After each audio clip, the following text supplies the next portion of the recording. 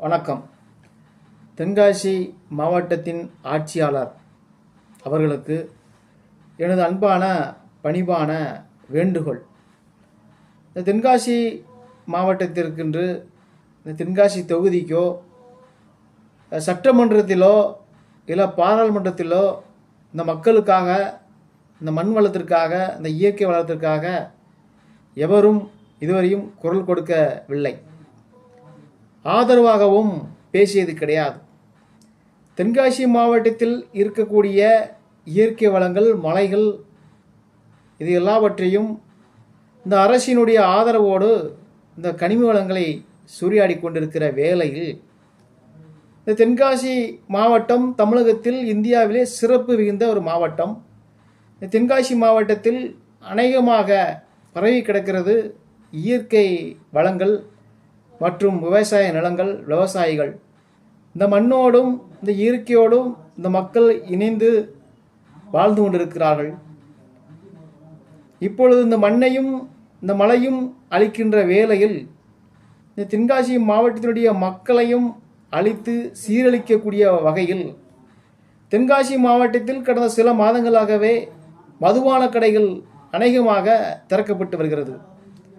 தனியார் மதுபான கடைகளும் அரசு மதுபான கடைகளும் போற்றி ஓட்டு திறந்து வருகிறார்கள். ஏற்கனவே தென்காசி மாவட்டத்தில் புகையிலை மதுபான கடைகள் இதனால் மூலமாக மாணவர்கள், இளைஞர்கள் பல பாதிக்கப்பட்டு கொலை, கொள்ளை, கற்பழிப்பு போன்ற காரியங்கள் அநேகமாக நடந்து கொண்டு இருக்கிறது.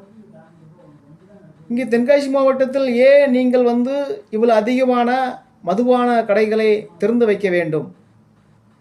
இந்த மக்களுக்கு தேவையான அடிப்படை வசதியான தேவையை அறிந்து அதை பூர்த்தி செய்யும் வகைகளை நீங்கள் பல சலுகைகளை அறிவிக்கலாம். தென்காசி மாவட்டத்தில் சிட்டிக்குள், அதாவது குற்றாலம் போகிற வழி இருக்கக்கூடிய சௌந்தர்யா ஹோட்டலை ஆரம்பித்து அதே மெயின் ரோட்டில், மதுரை ரோட்டில் வருகிற பொழுது தென்காசி புதிய பேருந்து நிலையம் அருகில் இருக்கக்கூடிய பரணி சில்க்ஸ் வரையும் 1 கிலோமீட்டர் தொலைவில் கூட இல்லை.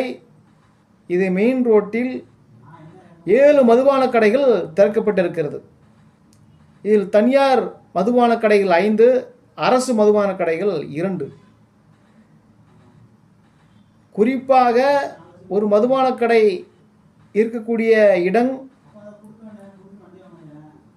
அவுட்டில் இருக்க வேண்டும், அதாவது சிட்டிக்குள் அமைக்கக்கூடாது. இது ஏற்கனவே திமுக அரசு